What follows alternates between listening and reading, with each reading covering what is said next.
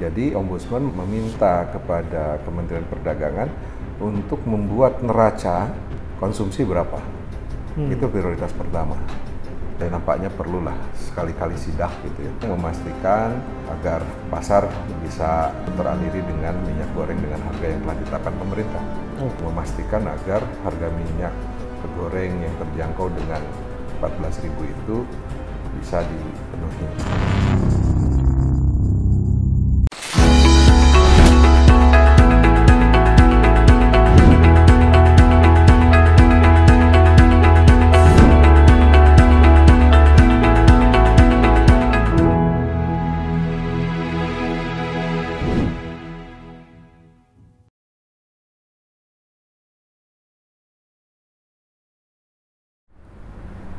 Assalamualaikum kawan baik Nur Iswan Channel.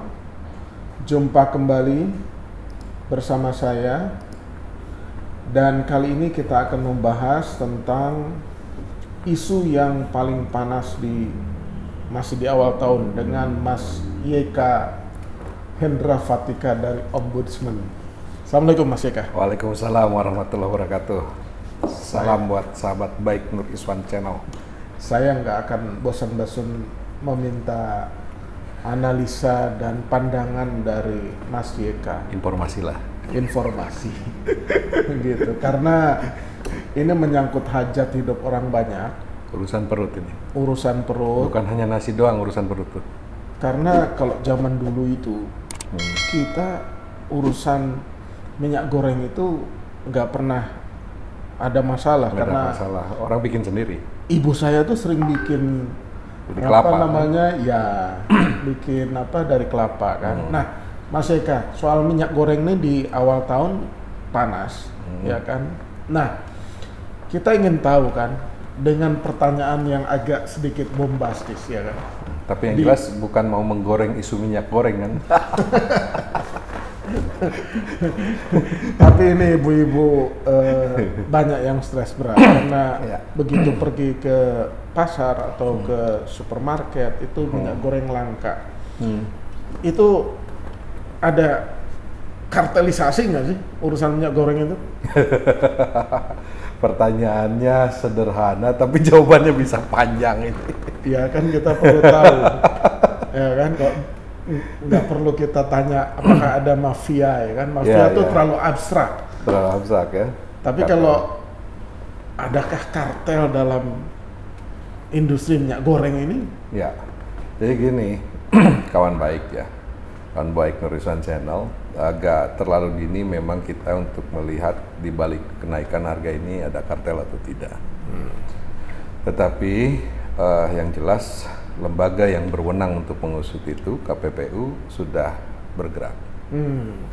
Memang fenomenanya dari data-data sebetulnya kalau kita lihat konsumsi minyak, konsumsi CPO ya, konsumsi CPO kita larinya harus dari situ. Konsumsi CPO itu ya terdiri dari 3 bagian. Yang paling besar itu mungkin sekitar 75% tuh ekspor. Ya.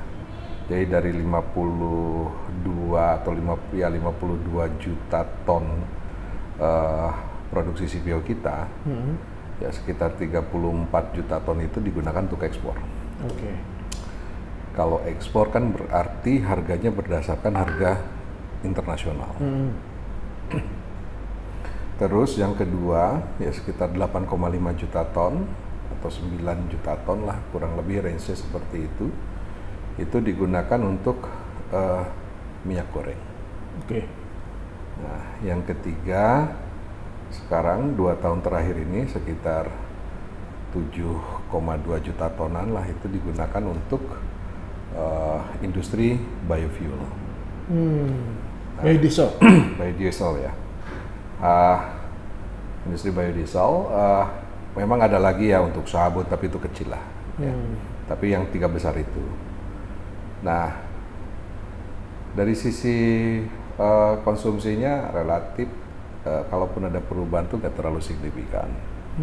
Dari produksi memang dibanding 2019 ada tren penurunan, ya. Tetapi itu juga belum dalam tahap mengkhawatirkan.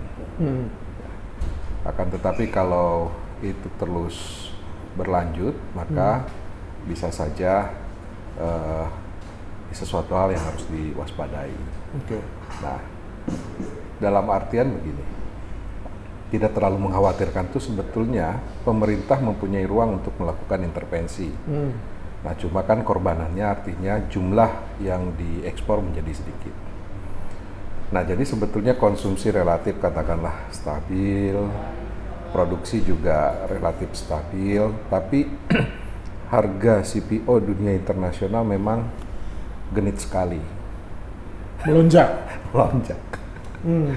Dari 570 dolar per ton, per metrik ton, menjadi sekitar 750 US dollar per metrik ton di tahun 2020, dan di akhir Desember itu menjadi sekitar 1032 dolar per metrik tonnya. Jadi ini ada kegenitan peningkatan harga CPO di dunia internasional. Nah, itu memang terjadi karena produksi minyak berbasis nabati dunia mengalami penurunan. Akhirnya karena turun, permintaan terhadap CPO itu tinggi. Jadi permintaan terhadap minyak nabati itu akhirnya tinggi, gitu kan. Minyak nabati dengan minyak sawit itu beda ya? Ya, sawit ini kan nabati, tapi kan ada minyak-minyak yang lainnya dari bunga matahari, kedelai, canola ya kan? Canola. Nah, tahun lalu itu kan di Brazil 2019-2020 ini produksi canola kan menurun. Itu kan akhirnya mengereklah harga dunia internasional CPO-nya. Nah, terus kalau kita lihat perkembangan harga domestik, harga minyak goreng katakanlah di Indonesia, kalau kita lihat di sepanjang tahun 2019 harganya itu berkisar antara 13.000 sampai 13.350. Ya, relatif stabil. Jadi di tengah-tengah harga relatif naik pun sebetulnya harga minyak goreng relatif stabil di 13 ribuan. Nah, memasuki 2020 mulai nih harga ini menunjukkan kegenitan juga. Jadi kalau tadi itu range-nya antara 13.100 sampai 13.350, kalau di 2020 itu sudah antara 13.000 sudah nyampe ke 14.400. Jadi gap-nya sudah relatif tinggi. Dan memasuki 2021, nah, harga ini luar biasa, dari 14.500 rupiah di sekitar Januari 2021, itu Desember sudah 19.400 rupiah, jadi hampir 5.000 naiknya selama 12 bulan itu. Dan ini kan harga rata-rata minyak goreng, jadi ada curah, ada kemasan, dirata-ratakan. Sudah, gitu. Dengan kata lain, harga minyak goreng ada hubungan kuat dengan harga CPO di internasional. Betul. Nah, dugaan seperti beginilah yang mengakibatkan adanya KPPU melihat indikasi kartel. Namun kalau seperti tadi yang saya ungkapkan di awal, terlalu dini untuk menyimpulkan itu. Karena bagaimanapun ini masih driven market. Oke, sebentar. Saya agak potong dulu nih, karena penasaran. Karena kawan baik nih pasti memerlukan penjelasan lebih detail. Nuriswan Channel kan pendengarnya, pemirsanya cerdas-cerdas. Ada berapa pemain minyak goreng? Jumlahnya? Dan berapa yang besar? Nah itu saya nggak tahu. Bukan kewenangan Ombudsman. Nanti kita tanya ke KPPU. Karena kalau orang ngomong kartel itu kan ada pelakunya ya kan? Iya. Pelakunya jumlahnya berapa yang besar, tinggal kita. Tapi kan sebetulnya itu kan pemain besar kita itu nggak banyak, nggak lebih dari 5 perusahaan. Nah artinya masih bisa berpeluang, tetapi kan tadi bahasanya ini mestinya minyak goreng ini harus dilepaskan dari harga internasional. Cuma kan secara ekonomi ini gimana gitu kan? Nah ini pertanyaan saya nih, yang berikutnya. Kalau komponen minyak goreng itu ada impornya, kan ini nggak ada. nah kan ini murni nih. Murni, jadi semua dari istilah dalam saya negeri. tuh Indonesia ini kan surganya Minyak. minyak kelapa sawit. Iya. Dari kelapa sawit. Kelapa sawit produsen terbanyak sekarang Indonesia. Indonesia. Tapi justru di surganya kelapa sawit dunia, harga minyak gorengnya itu mahal, bahkan langka. Kan Malah ironi maka- itu. Ironi. Ironi kan? Ironi. Kenapa ironi? Kenapa bisa ironi kan? Ya karena dilepas ke pasar. Jadi harus ada intervensi kalaupun mau. Oh, itu jawabannya. Nah, harus ada intervensi. Iya. Dan negara boleh melakukan intervensi. Karena negara melayani pelaku usaha dengan pelayanan administratif berupa izin ekspor. Gitu. Nah, jadi dalam keadaan tertentu ketika harga minyak ini naiknya memang luar biasa, negara boleh melakukan intervensi. Dan ini yang dilakukan oleh Kementerian Perdagangan. Dan sudah kan? Dan sudah sekarang. Dengan HET 14.000 gitu kan? Tapi Ya, barangnya itu kan susah. ada klasifikasinya. Curah itu 11.500 dalam minyak goreng. Terus kalau kemasan sederhana 13.500 dan kemasan premium 14.000. Nah, gitu. Jadi pemerintah mengintervensi ini. Nah, cuma begini, sahabat Nuriswan Zainal, supply chain minyak goreng ini kan melibatkan banyak pelaku. Oke. Dari produsen CPO, Aha. ya, dari produsen minyak goreng, produsen CPO dibeli kan CPO-nya, nah terus produsen minyak goreng. Dari minyak goreng sudah dikemas, maka ataupun sudah ada dihasilkan minyak goreng, maka selanjutnya didistribusikan distributor. Ada agen. Nah, dari agen lah baru masuk nanti ada retail. Mau modern market ya, retail modern ataupun juga pasar tradisional ataupun toko konvensional. Baru ke konsumen. Oke. Nah, intervensi pemerintah itu kan neken di produsen CPO. Oke. Sementara barang kan sudah ada stok. Di minyak sawit sudah ada stok. Minyak sawit juga di produsen minyak goreng sudah ada stok karena untuk persiapan memproduksi minyak goreng perlu membeli CPO. Iya. Pasti ada stok dong, gitu. Di distributor juga sudah ada stok untuk memastikan keberlangsungan usaha. Begitu juga di agen, begitu juga di toko. Nah, begitu ini diintervensi, satu-satunya pasar yang bisa cepat dalam memberikan respon itu ya pasar modern. Ya, supermarket, hipermarket gitu ya. Termasuk juga toko-toko modern seperti Alfamart, Indomaret. Itu kan bisa langsung diintervensi. Artinya dalam waktu sekejap di masyarakat beredar dua harga. Di pasar modern harganya sesuai dengan HET 14.000 paling mahal, tapi di pasar tradisional masih ada harga yang 16.000 sampai 32.000. Karena kan masih ada stok. Mereka kan beli dengan harga yang kemarin. Iya. Nah, jadi ini yang terjadi karena Bung Iswan, gapnya terlalu tinggi, misalnya tadi 14.000 dengan 32.000 atau 14.000 dengan 28.000, akhirnya memunculkan tiga hal yang ditemui Ombudsman. Berdasarkan penelusuran. Ya, kita melakukan pengambilan informasi data di 34 kantor perwakilan. Yang pertama yang jelas panic buying. Oh. Panic buying itu adanya di pasar modern, bukan di pasar tradisional. Di pasar tradisional tidak ada panic buying. Kenapa? Karena harga di situ masih relatif tinggi, menghabiskan stok yang lama.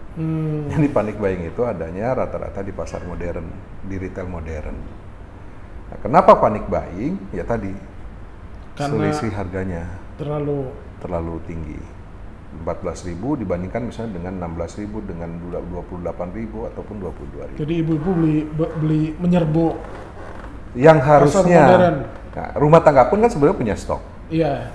Beli itu juga kan pasti punya stok 1 liter 2 liter. Yang tadinya belum waktunya belanja menjadi belanja. Karena takut naik, takut hilang, nggak bisa masak nanti kan gitu. Ya sesuatu yang wajar. Ya itu psikologis masyarakat sebetulnya ya tidak perlu juga panik buying gitu ya. Akhirnya panik buying inilah kalau supply di modern market juga kan terbatas, nggak bisa misalnya di modern market misalnya sekelas katakanlah sorry ya misalnya di sini nyebut nama Alfamart Indomaret dipasok 1 truk.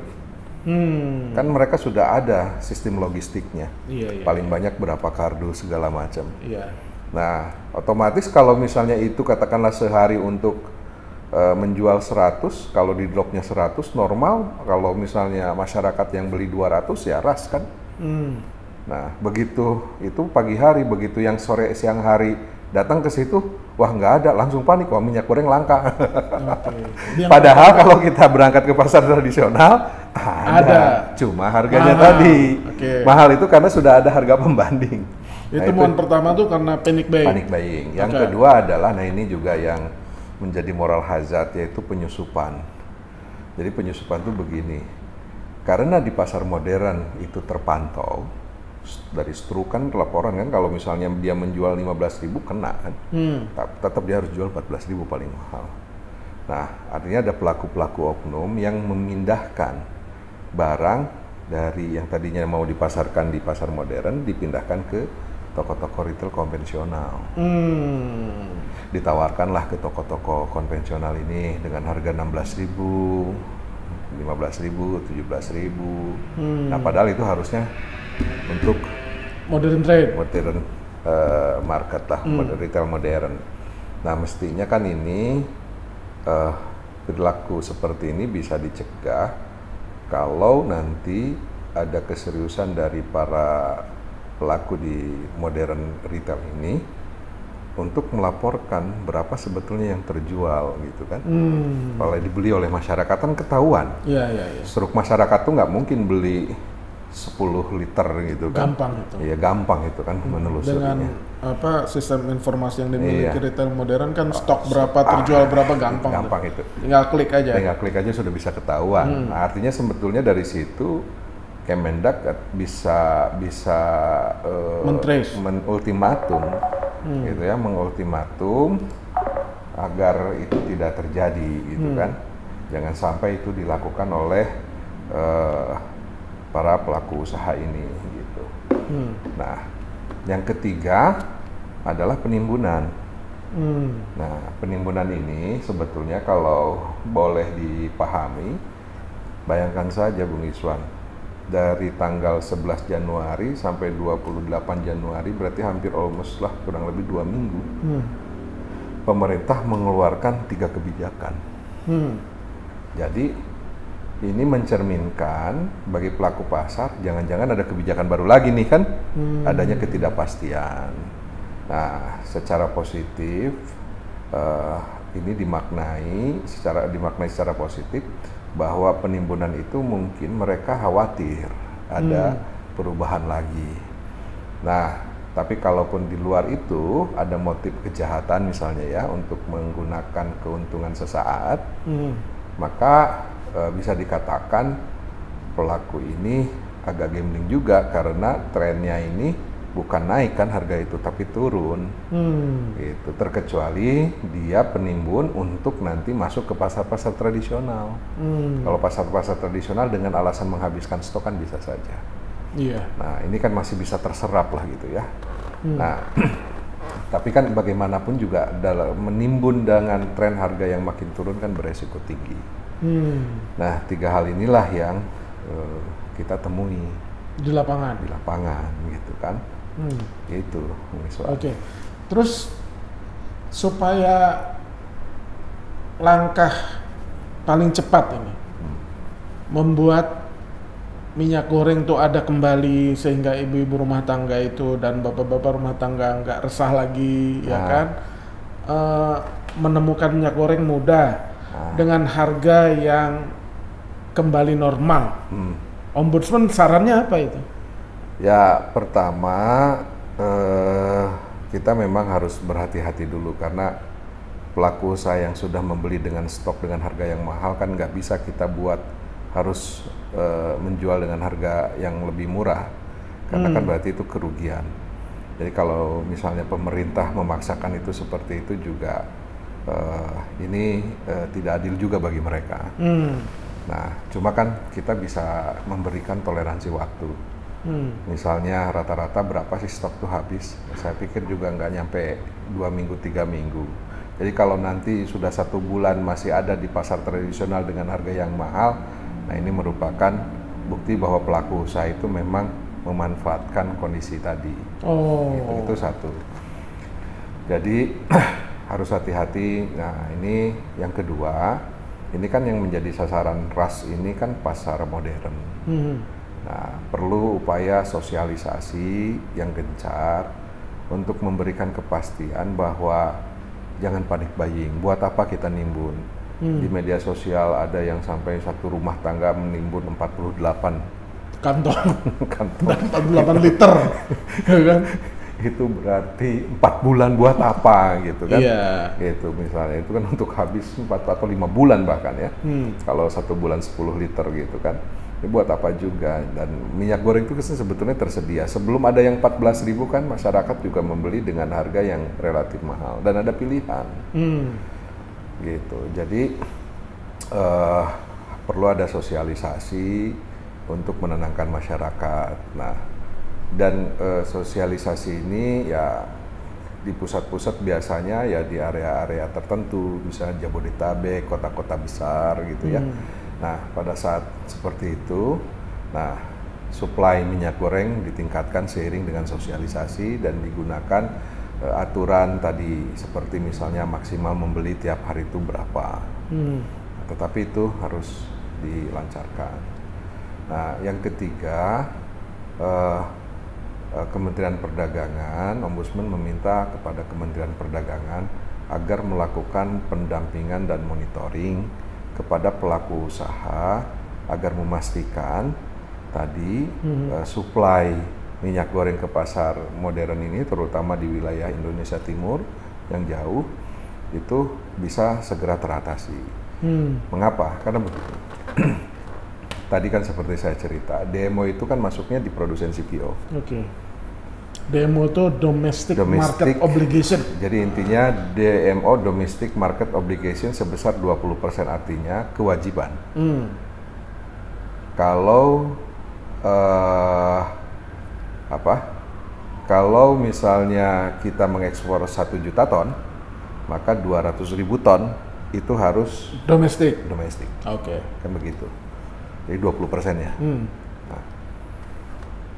Nah, pertanyaannya sederhana, apakah pelaku ekspor itu tersebar merata di setiap bulan?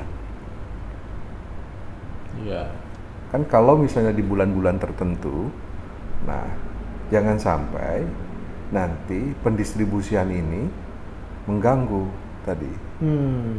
Misalnya, kami ekspornya di bulan ini, ya sudah 20%-nya kita tuntaskan di bulan ini.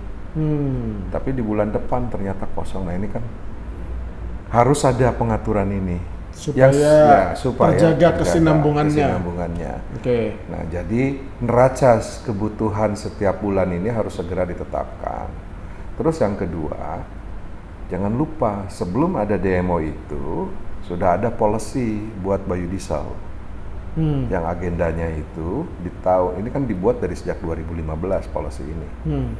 Dan di tahun 2020 dan 2025 ini nanti ke depan, maka biodiesel ini programnya B30.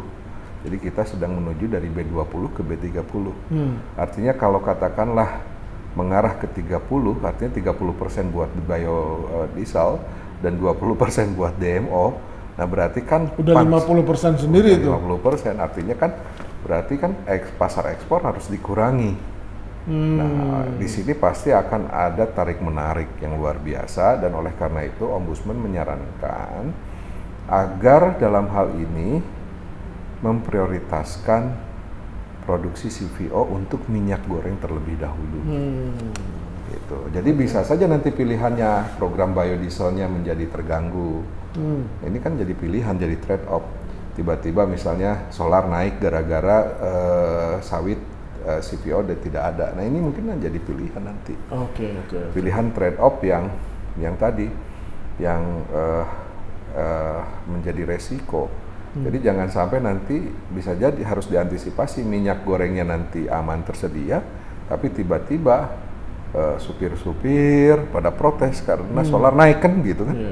Ini juga harus pilihan. Nah, dan itu hanya bisa dilakukan ya otomatis pasti akan ngambil ceruk dari market share-nya ekspor. Nah, market share-nya ekspor berarti kan intinya adanya pengurangan pendapatan devisa negara. Padahal pemerintah kadang-kadang dilema. Selain devisa negara juga itu keuntungan produsen CVO juga kan? Iya, artinya kalau 50% berarti 52,5, 50% kan berarti 25. Kalau sekarang 37 dia harus mengurangi sekitar 8 juta ton. Jadi pemerintah memang dilema ya? Dilema. Dan dengan kebijakan fiskal, dengan kondisi seperti begini, pilihannya memang tidak banyak.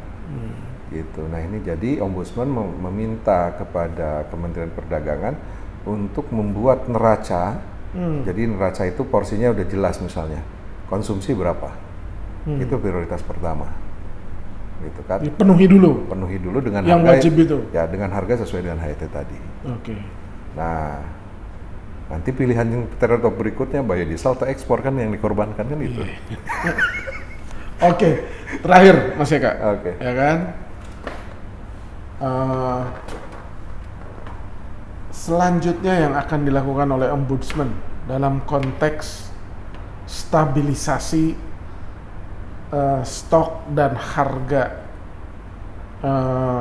minyak goreng ke depan, apa yang akan dilakukan? Ya, karena pemerintah sudah melakukan intervensi dalam rangka pengadaan barang, berarti ini kan sudah bagian dari bahwa kebijakan ini bagian dari pelayanan publik. Pelayanan publik, jadi pemerintah hadir melayani publik dalam bentuk pengadaan barang pokok berupa minyak goreng. 3 bulan lagi kan kita, bukan 3 bulan lagi, berarti 2 bulan lagi lah, berarti 2 bulan lagi, 3 bulan lagi kita akan menghadapi Ramadan. 2 bulan ya, April, 2 bulan kan? Maret, April, 2 bulan lagi. Juga termasuk Idul Fitri. Nah, oleh karena itu kami yang pertama, karena ini adalah untuk kepentingan masyarakat banyak, jadi tugas Ombudsman adalah melakukan pengawasan. Nah, kita cek ketersediaan harga di masing-masing provinsi seperti apa, dan kita laporkan kepada pemerintah agar di tempat-tempat tersebut menjadi perhatian. Nah, karena kalau tidak dilakukan, khawatirnya nanti isu ini berlanjut. Isunya justru tidak lagi menjadi perhatian publik, tapi minyak tetap mahal gitu. Dan yang menjadi khawatir kan begini, seperti beras nanti miripnya. Beras kan publik sudah tidak lagi mempersoalkan. Di pasar modern kan beras 12.900 atau 12.800 lah. Ya, nggak boleh kan jual beras 13.000. Nggak boleh. Tapi di pasar tradisional 15.000 ada, 20.000 ada. Apakah itu ditertibkan? Kan itu juga melanggar HET. Nah, jangan sampai nanti akhirnya begitu. Jadi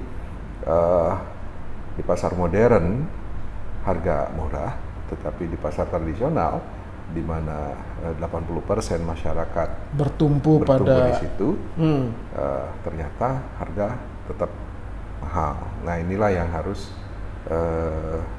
Ombudsman concern untuk menegakkan kewibawaan negara juga, yaitu memastikan agar harga minyak goreng yang terjangkau dengan 14.000 itu bisa dipenuhi. Nah, pasti ini nanti akan ada juga yang harus diwaspadai, negosiasi. Bisa saja nanti karena tekanan dan segala macam keuntungan produsen mengurang, akhirnya bisa ada nanti misalnya peningkatan HET, perubahan HET. Nah ini juga harus diantisipasi karena nanti setiap perubahan pasti akan menimbulkan konsekuensi.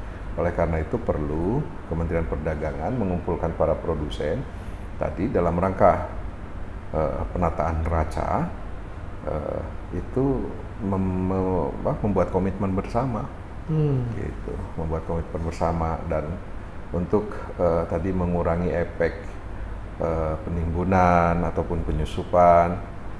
Satgas Pangan kayak nampaknya perlulah sekali-kali sidak gitu ya, sekali-kali sidak untuk menenangkan, bukan untuk penegakan hukum, untuk membuat tenang, memastikan agar pasar bisa terbanjiri dengan atau teraliri dengan minyak goreng dengan harga yang telah ditetapkan pemerintah.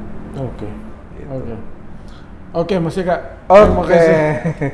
Terima kasih. Kawan baik, itu sekaligus kita mendapatkan pencerahan dari Mas Eka tentang isu terpanas di awal tahun gara-gara memanasnya minyak goreng melonjak dan langka. Demikian kawan baik obrolan dengan Mas Eka. Sampai jumpa pada edisi berikutnya. Oh iya pasti, karena ini narasumber tentang ekonomi. Tahu TP berikutnya rame lagi. Iya rame. Udah mau 11.000 harga kedelainya. Jadi tahu tempenya makin kecil ya kan. Tapi kalau itu kan impor ya kan 80% kan. Jadi itu beneran patokannya ke harga internasional. Chicago Board of Trade misalnya. Gitu. Tapi kalau sawit, kalau belum dapat penjelasan tadi kita juga bingung kan. Surganya kelapa sawit tapi minyak goreng susah. Demikian kawan baik, jangan lupa subscribe, like, share, dan komen. Ada penutup dari Mas Eka terakhir. Sahabat kawan baik, subscribe Nuriswan Channel karena channel ini benar-benar menyajikan informasi secara tuntas dan jelas mengupas beberapa isu-isu yang menjadi perhatian kita. Subscribe dan nyalakan loncengnya agar tidak ketinggalan. Terima kasih.